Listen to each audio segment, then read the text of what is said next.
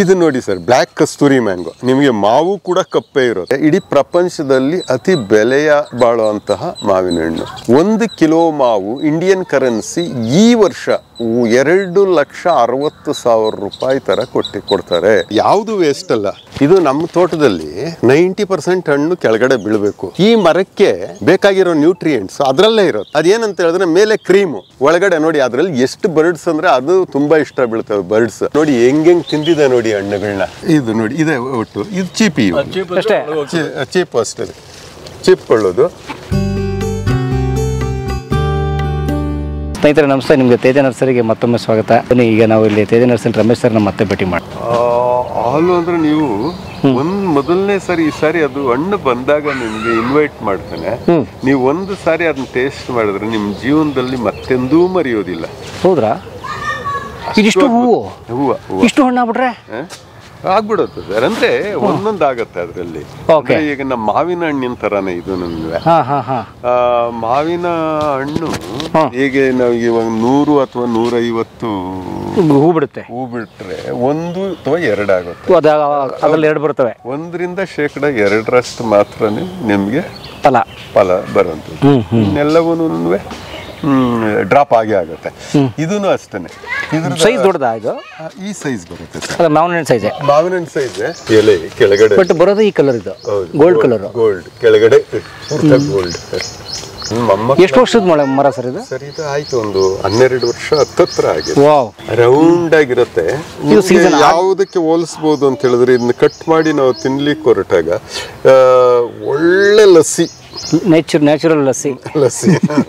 ಯಾವ ಕಡೆದು ಗಿಡ ಸರ್?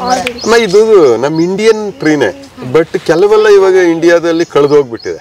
ಇವಾಗ ಅದಕ್ಕೆ ಒಂದು ದೊಡ್ಡ ಉದಾಹರಣೆ ಅಂತ ಹೇಳಿದ್ರೆ ನೂರ್ ಜಹಾನ್ ಮಾವು. ಅದು ಫಸ್ಟ್ ನಮ್ಮ ನಾರ್ತ್ ಇಂಡಿಯಾದಲ್ಲಿ ಆಫ್ಘಾನಿಸ್ತಾನಲ್ಲಿ ಇತ್ತು. ನಮ್ಮ ಇಂಡಿಯನ್ಸ್ ಕಳೆದೇ ಬಿಟ್ರು ಅದನ್ನ. ಆಫ್ಘಾನಿಸ್ತಾನ ಇಟ್ಕೊಂಡಿತ್ತು, ಅದನ್ನ ಫೇಮಸ್ ಮಾಡಲಿಲ್ಲ. ಅದನ್ನ ತಗೊಂಡೋಗಿ ಥಾಯ್ಲೆಂಡ್ ಅವರು ಇವತ್ತು ವರ್ಲ್ಡ್ ಅಲ್ಲಿ ನಂಬರ್ 1 ಮಾಡಿದ್ದಾರೆ. ಅಯ್ಯೋ, ಏನಾದ್ರ ಹೆಸರು? ನೂರ್ ಜಹಾನ್. ಸೊ ಥಾಯ್ಲೆಂಡ್ ಅದೇ ಹೆಸರಿಟ್ಟಿದ್ದಾರೆ. ಚೇಂಜ್ ಮಾಡಿಲ್ಲ. ನೂರ್ ಜಹಾನ್ ಮಾವು. ಸೊ ಯಾವ್ದೋ ದೇಶದ ಮಾವು ಆ ದೇಶದವ್ರು ಉಪೇಕ್ಷೆ ಮಾಡಿದ್ರು, ಇನ್ನೊಂದು ದೇಶದವ್ರು ಅದ್ರ ಮಹತ್ವ ಗುರುತಿಸಿ. ಇದು ನನಗೆ ಗೊತ್ತಿರೋ ಮಟ್ಟಿಗೆ ನಾನು ಟೇಸ್ಟ್ ಮಾಡಿದ್ದೀನಿ. ಬಹುಶಃ ಪ್ರಪಂಚದಲ್ಲೇ ಅತ್ಯುತ್ಕೃಷ್ಟವಾದಂತಹ ಟೇಸ್ಟ್ ಇರುವಂಥದ್ದು ಅದೇ. ಇವಾಗ ನಾವು ಜಪಾನ್ದು ಮಿಯಾಜಾಕಿ ಮಾವಿದೆ. ಆ ಮಿಯಾಜಾಕಿ ಮಾವು ಅಷ್ಟೊಂದು ಟೇಸ್ಟ್ ವೈಸ್ ನಾನು ಹೇಳೋದಾದ್ರೆ ಮೆಡಿಸಿನಲ್ ವ್ಯಾಲ್ಯೂ ಇರಬಹುದು. ಟೇಸ್ಟ್ ವೈಸ್ ಹೇಳೋದಾದ್ರೆ ನೂರ್ ಜಹಾನ್ ಮಾವಿನ ಸಮೀಪಕ್ಕೂ ಬರೋದಿಲ್ಲ. ನಿಮ್ಮಲ್ಲಿ ಏನಾದ್ರು ಇದೆಯಾ ಗಿಡ? ಗಿಡ ಇದೆ. ಹೌದು. ಬಹುಶಃ ಮೊಘಲರು ತರಿಸಿದ್ರಿ ನಾವು, ಬಹುಶಃ ಅದನ್ನ ಮೊಘಲ್ ಟೈಮ್. ಇದು ಎಲ್ಲ ಅಂದ್ರೆ ಒಂದು ಬಹಳ ಮುಖ್ಯವಾದ್ದು ನಿಮ್ಗೆ ಹಿಮಾಯತ್ ಇರ್ಬೋದು, ನೂರ್ ಜಹಾನ್ ಇರ್ಬೋದು, ಸುಮಾರು ಮಾವು ಜಾತಿಗಳನ್ನ ಉಳಿಸಿಟ್ಟಿದ್ದೆ ಮುಸ್ಲಿಂ ದೊರೆಗಳು. ಇವಾಗ ಒಂದು ಏನಂತ ಹೇಳಿದ್ರೆ, ತೇಜಸ್ವಿ ಅವರು ಒಂದು ಕಡೆ ಹೇಳ್ತಾ ಹೋಗ್ತಾರೆ, ನಾವು ಎಲ್ಲಾನು ಉಪೇಕ್ಷೆ ಮಾಡೋದಲ್ಲ, ಅವರಲ್ಲಿ ಕಲಿಬೇಕಾಗಿರೋದು ಕಲಿಬೇಕು ಅಂತ. ಇವಾಗ ಜಾಂಗೀರು, ಬಾದುಷಾ ಇಂತೆಲ್ಲ ಸ್ವೀಟ್ಗಳು ಅವ್ರ ಕೊಡುಗೆ ಅಲ್ವೇ. ಸೊ ಅದನ್ನ ನಾವು ಯಾವತ್ತೂ ಇಷ್ಟರಿಂದ ತೆಗಿಯೋಕ್ಕಾಗೋದಿಲ್ಲ. ಅದೇನಂತ ಹೇಳಿದ್ರೆ, ಏನನ್ನ ಒಪ್ಕೋಬೇಕು ಅದನ್ನು ಒಪ್ಕೋಬೇಕು. ನಮ್ಮಲ್ಲಿನೂ ಹಲವಾರು ವೀಕ್ನೆಸ್ಗಳಿರುತ್ತೆ, ಅದನ್ನು ನಾವು ಕೂಡ ತಿದ್ಕೋತಾ ಹೋಗ್ಬೇಕು. ಅವರಲ್ಲಿ ಸ್ವೀಕಾರ ಮಾಡೋದನ್ನ ಸ್ವೀಕಾರ ಮಾಡೋಣ, ಬಿಡೋದನ್ನ ಬಿಡೋಣ ಅಷ್ಟೇ. ಸಿಂಪಲ್. ಇವತ್ತು ಸಾರಾಸಗಟಾಗಿ ಎಲ್ಲರೂ ತಿರಸ್ಕರಿಸ್ಬಿಡೋದು. ಯಾವತ್ತೂ ಯಾವುದೇ ಆರೋಗ್ಯಕರವಾದ ಸಮಾಜದ ಲಕ್ಷಣ ಅಲ್ವೇ ಅಲ್ಲ ಅದು. ನಾವು ಅದನ್ನ ಅಕ್ಸೆಪ್ಟ್ ಮಾಡ್ಕೊಂಡಿದ್ದೀವಿ ಅಂತ ಹೇಳಿದ್ರೆ ಅದು ನಮಗೆ ಪ್ರತಿಯೊಂದನ್ನು ಕಲಿಸ್ತಾ ಹೋಗುತ್ತೆ.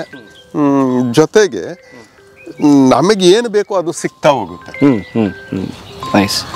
ಇದು ನೋಡಿ ಸರ್, ಬ್ಲ್ಯಾಕ್ ಕಸ್ತೂರಿ ಮ್ಯಾಂಗೋ. ನಿಮಗೆ ಮಾವು ಕೂಡ ಕಪ್ಪೆ ಇರುತ್ತೆ, ಮಾವಿನ ಹಣ್ಣು ಕಪ್ಪೆ ಇರುತ್ತೆ, ಒಳಗಡೆ ಮಾತ್ರ ಕೆಂಪಿರುತ್ತೆ, ಮೇಲೆ ಫುಲ್ ಕಪ್ಪಿರುತ್ತೆ, ಮೇಲೆ ಪೂರ್ತ ಕಪ್ಪಿರುತ್ತೆ. ಆಮೇಲೆ ಕೊಂಬೆ ನೋಡಿ, ಆ ಕೊಂಬೆ ಕೂಡ ಕಪ್ಪೆನೆ.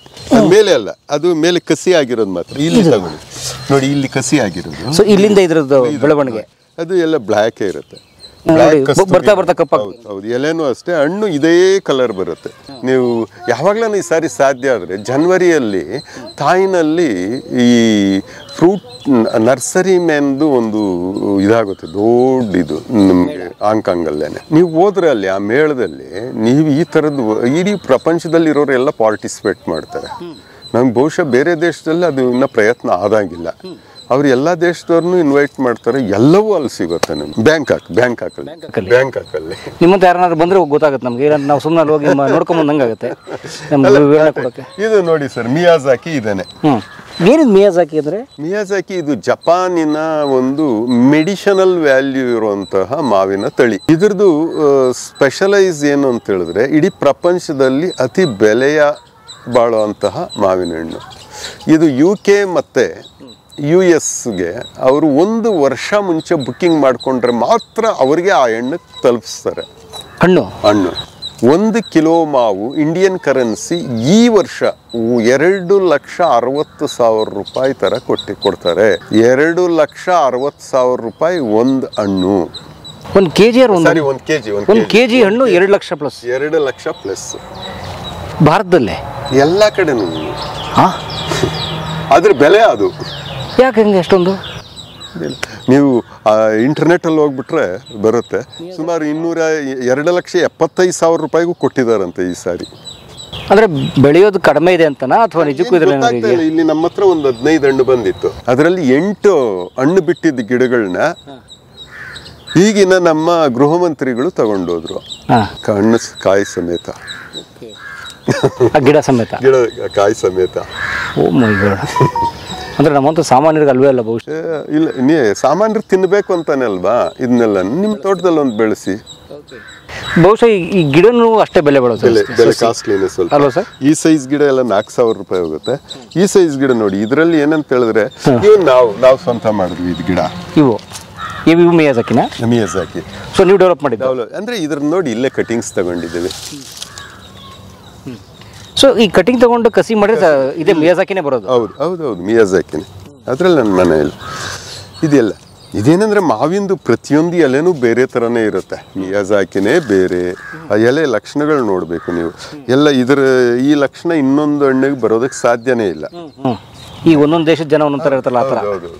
ಮಾವಿನ ತಳಿಗಳು ಮಾತ್ರ ಪ್ರತಿಯೊಂದು. ಅಲ್ಲೇ ನಿಮಗೆ ಒಂದು ವಿಚಿತ್ರವಾದ ಇದು ಅಂತ ಹೇಳಿದ್ರೆ, ಇದು ಥಾಯ್ಲ್ಯಾಂಡಿಂದು 4 kg ಮಾವು. ಒಂದು ಹಣ್ಣು 4 kg ಬರುತ್ತೆ. ಒಂದೇ ಒಂದು ಹಣ್ಣು ಮರ ಅಷ್ಟು ತಡೆಯುತ್ತೆ.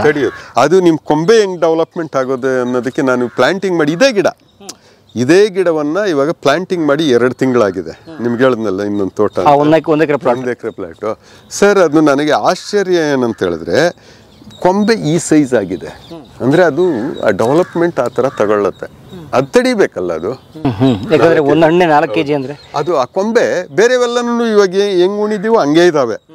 ಇದು ಮಾತ್ರ ಇಷ್ಟು ದಪ್ಪ ತಗೊಂಡಿದೆ, ನೀವು ನೋಡ್ಬೋದು. ಅದೇ ಟೈಮು ಅದೇ ಆರೈಕೆ. ಇದು ಕ್ವಾಜಿ ಮಾವು, ಇದನ್ನು ಥಾಯ್ಲ್ಯಾಂಡ್ದೆ. ಇದು ಚಾಂಗ್ ಮಾಯಿ, ಇದು ಚೈನಾದಿದು ಚಾಂಗ್ ಮಾಯಿ ಮಾವು. ಇದು ರೆಡ್ ಪಲ್ಮರ್ ಮಾತ್ರ ಇದು US ಇದು. ರೆಡ್ ಡಾರ್ಕ್ ರೆಡ್ ಇರುತ್ತೆ ಇದು. ಇದೇ ನೋಡಿ ನೂರ್ ಜಹಾನ್. ಇಲ್ಲೇ ಇದ್ರಲ್ಲ ಮೇಡಮ್, ನೂರ್ ಜಹಾನ್ ಮಾವು. ಓಕೆ. ಇದು ಬಂದ್ಬಿಟ್ಟು ಕಟಿಮೋನ್. ಇದು ವರ್ಷಕ್ಕೆ 2 ಸಾರಿ ಬರುತ್ತೆ. ಇದು ಈ ಸಾರಿ ಬಂದಿದ್ದು ನೋಡಿ, ಇಲ್ಲೆಲ್ಲ ಕಾಯಿಗಳು ಕಿತ್ತಿದ್ದಾರೆ. ವರ್ಷಕ್ಕೆ 4 ಸಾರಿ ಬರೋ ಮಾವು. ಓ ಹೌದಾ?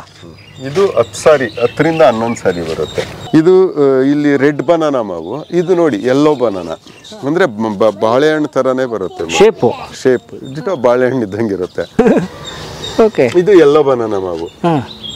ಅದು ರೆಡ್ ಬನಾನಾ. ಇದು ಎಲ್ಲ ನಾಟಿ ಮರ ಆದ್ರೆ ಹಿಂಗಾಗತ್ತಮ್ಮ. ಯಾರ ಮೇಲೆ ಹತ್ತಿ ಅಣ್ಣ? ನಾನು ಎತ್ತೀನಿ ಸರ್. ನಿನಗೂ ಹತ್ತಿಸ್ತೀನಿ. ಅಲ್ಲೇ ನಿಮ್ ತಲೆ ಮೇಲೆ ಇದೆ ಸರ್. ಇಲ್ಲಿದೆ. ಹಂಗೆ ಎಷ್ಟೊಂದಿದಾವ ಸರ್ ಇಲ್ಲಿ? ಸರ್ ತಗೊಳ್ಳಿ. ಆಮೇಲೆ ಇದು ಪೂರ್ತ ನಾಟಿ ಸರ್. ಫ್ಲೇವರ್ ತುಂಬಾ ಚೆನ್ನಾಗಿರುತ್ತೆ, ಬಟ್ ಸ್ವೀಟ್ ಅಲ್ಲಿ ಅಷ್ಟೊಂದು ಇರೋದಿಲ್ಲ.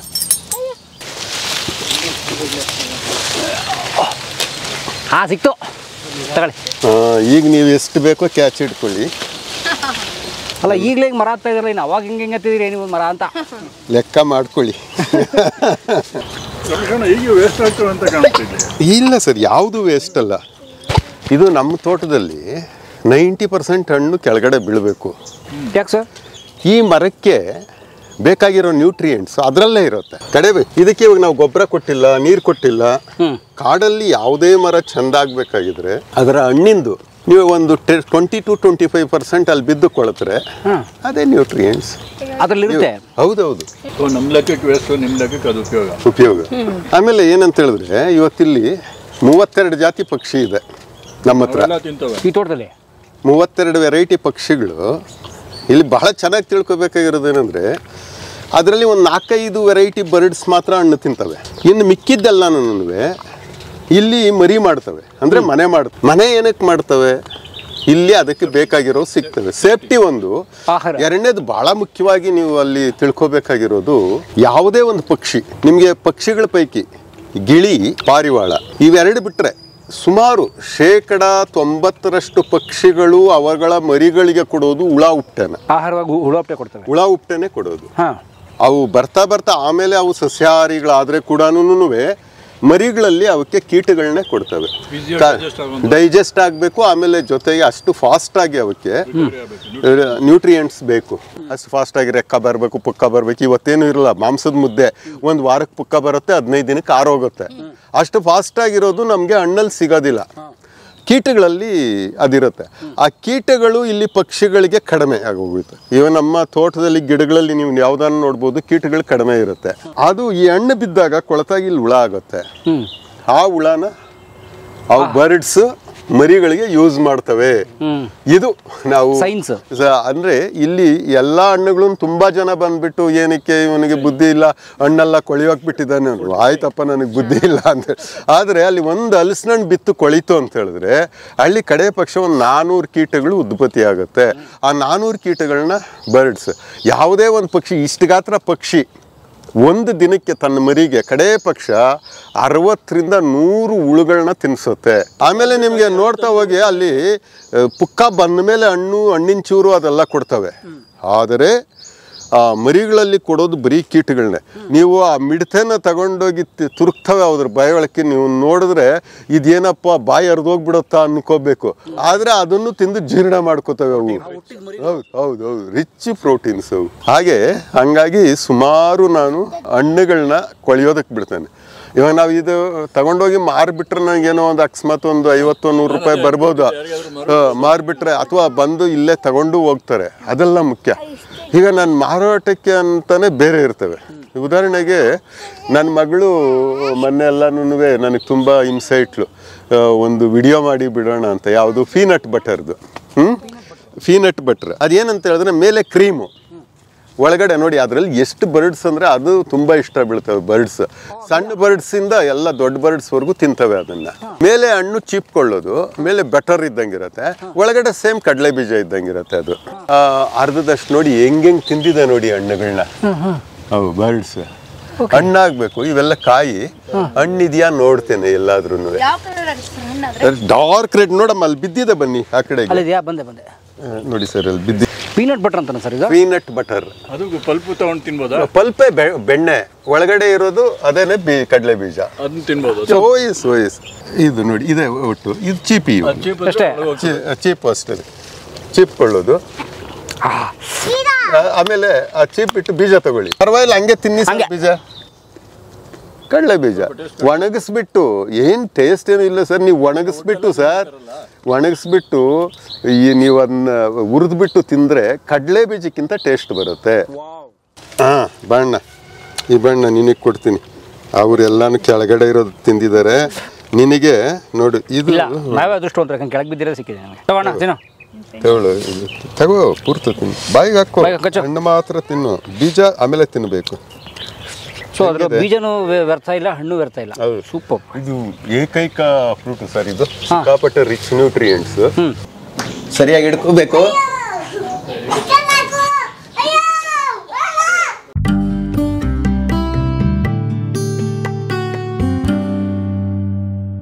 ಕಲಾ ಮಾಧ್ಯಮದ ಎಲ್ಲ ಎಪಿಸೋಡುಗಳು ನಿಮಗೆ ಸಿಗಬೇಕು ಅಂತಂದ್ರೆ ಕಲಾ ಮಾಧ್ಯಮ ಯೂಟ್ಯೂಬ್ ಚಾನೆಲ್ನ ಸಬ್ಸ್ಕ್ರೈಬ್ ಮಾಡಿ, ಬೆಲ್ ಐಕಾನ್ನ ಕ್ಲಿಕ್ ಮಾಡಿ, ತಪ್ಪದೇ ಮಾಡಿ. ಸ್ನೇಹಿತರೆ, ಕಲಾ ಮಾಧ್ಯಮದ ಎಲ್ಲ ಸಂದರ್ಶನಗಳನ್ನು ನೀವೀಗ ಓದಬಹುದು. www.kalamadhyama.com ಈ ವೆಬ್ಸೈಟ್ಗೆ ವಿಸಿಟ್ ಮಾಡಿ ಇಂಟರ್ವ್ಯೂಗಳನ್ನು ಓದಿ. ಓದುವ ಸಂಸ್ಕೃತಿ ಹೆಚ್ಚಾಗಲಿ. ಧನ್ಯವಾದ.